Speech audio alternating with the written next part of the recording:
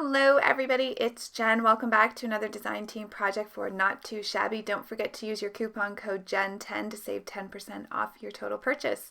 So here's the card that we're going to be making today using one of the new release stamp sets from Not2Shabby Shop. I'm going to give you a close-up look here of them all. This is the stamp set that I'm using today called Happy Fall. And it has some adorable little images with some great sentiments, and then we have the Happy Halloween with these cute witches. I love the one with her feet sticking out of the cauldron. And I also really like the sentiment, "You are wicked awesome." This one here is the Happy Holidays stamp set, and it is super cute. I love that little reindeer. And then we also have the Warm and Cozy with the adorable little penguin. And if you've been watching me for a while, you know how much I love gingerbread people. So let's get started with the card. I'm going to be coloring up a couple of these pumpkins. I'm actually going to use 3. I'll just color one with you here in the video. So I wanted this to be a really rich autumn color palette. So I'm using a little bit of a different color combination than I normally would for the pumpkins to give me that rich, dark autumn feel. So I'm bringing in a brown color, the E18 for my darkest. I'm using the YR16 as my lightest midtone, and then I skipped the YR18, which is my darkest midtone, and then the Y35 as my lightest color. So I went ahead and I laid down my lightest color. I'm working backwards from what I normally do. I started out this way coloring from lightest to darkest, but have recently switched to coloring darkest to lightest.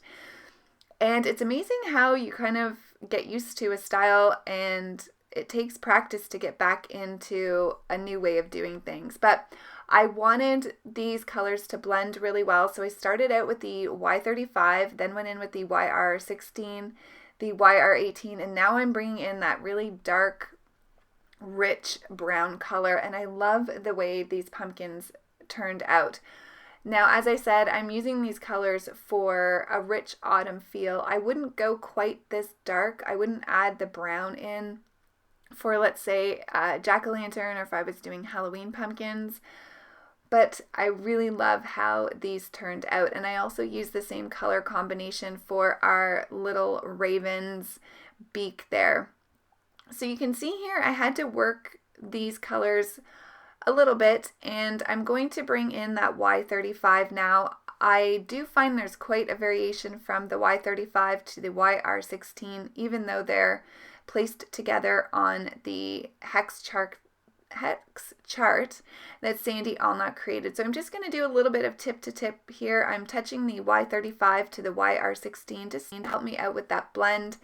And then I'm going to do some flicking motion to make more of a seamless blend here between the darkest color and my 2 midtones. And that will finish the body portion of the pumpkin. For the stems, I'm using YG99, YG97, YG95, and YG93. And again, I love how this olivey green color combination gives that autumn feel. I'm also going to color the Scarecrow's shirt in the same color palette.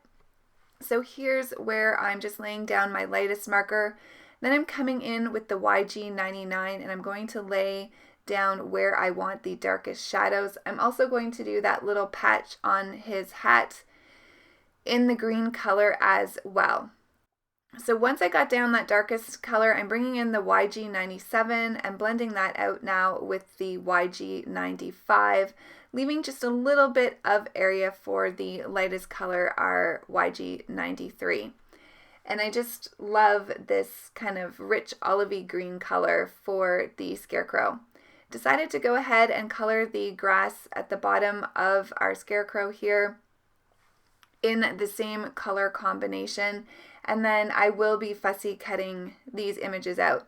Now Jamie has a bundle going on. If you buy all 4 of the new release stamp set, you can save 10%, which is fabulous. All the links will be below, including the bundle pack release and also just the link to this particular stamp set that I'm using today.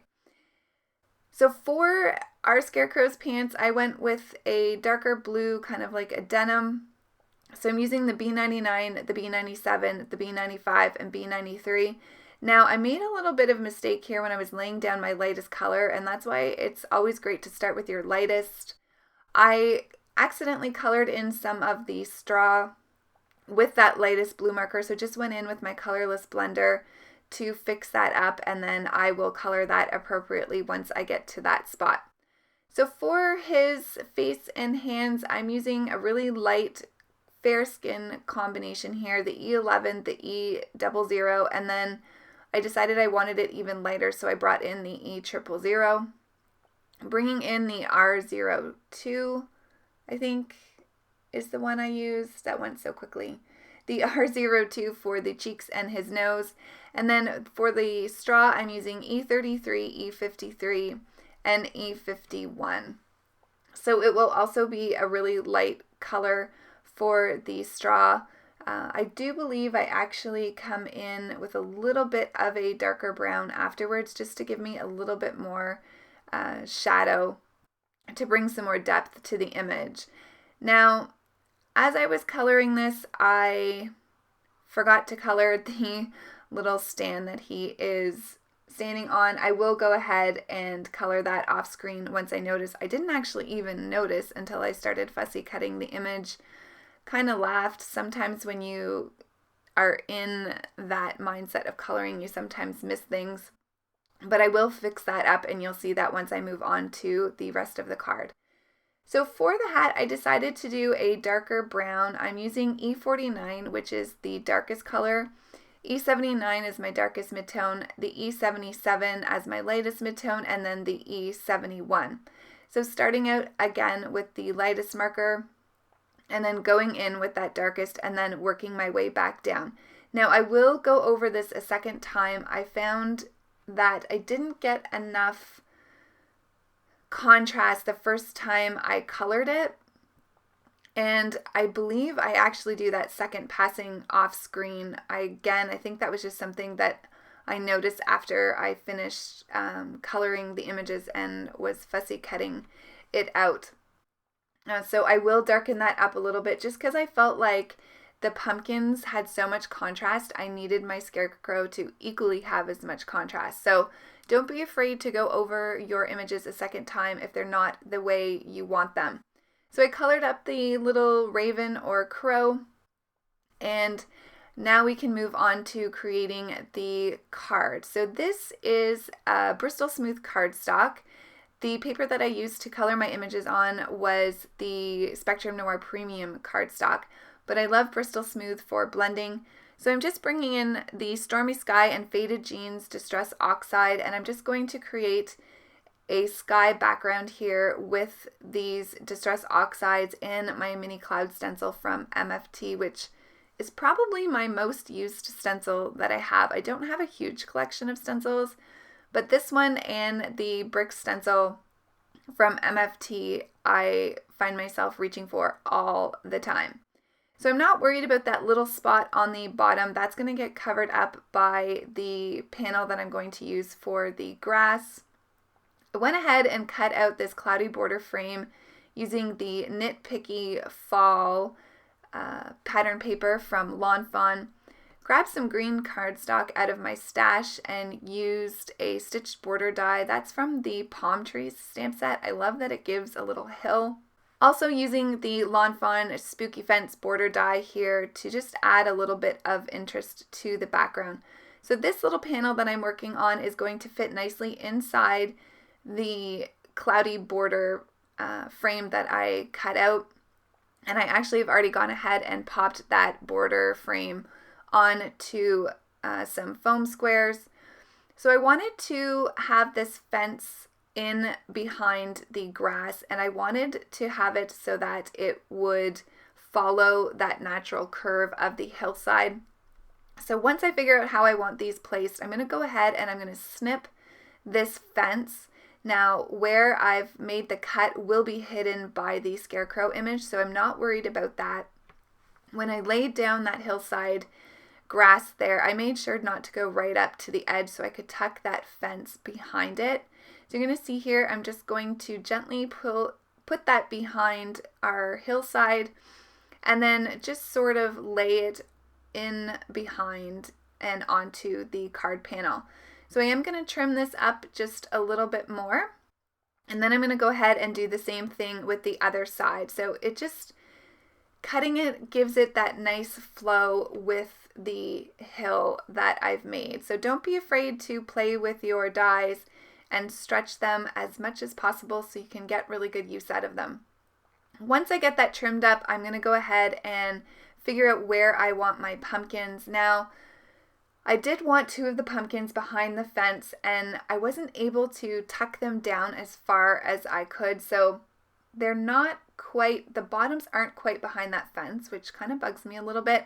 Thinking about it now, I probably could have trimmed the bottom of those pumpkins, but I didn't think about it at the time, so you can kind of see that white space that I left when I fussy cut out the little pumpkins here, but I think it's fine. The one that I'm going to put in the front will cover most of the right hand side one. It's just this left hand one that I wish I could have gotten down a little bit more.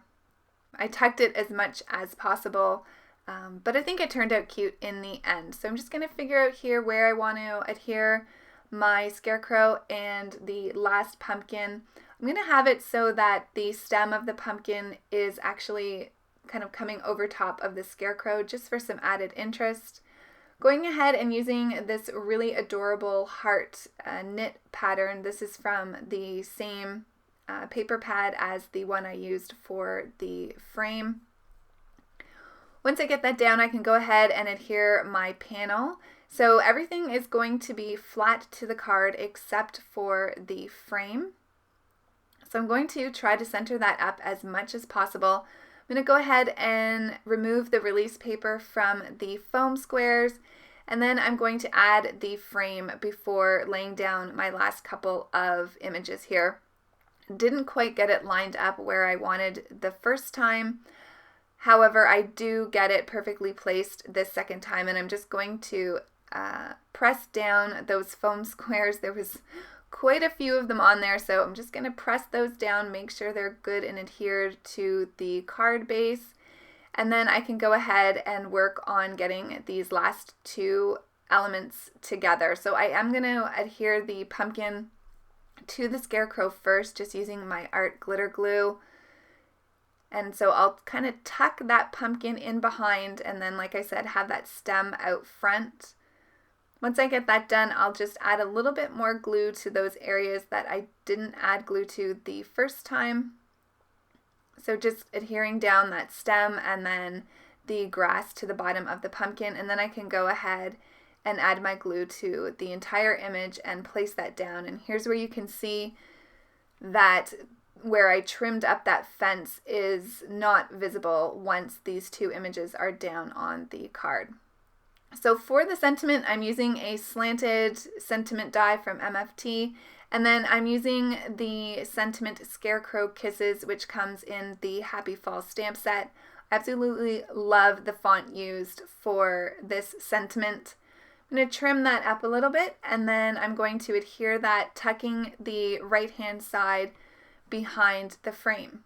And that will be our card for today. So I hope you've enjoyed creating with me. Thank you so much for sharing your time with me. I really do appreciate it.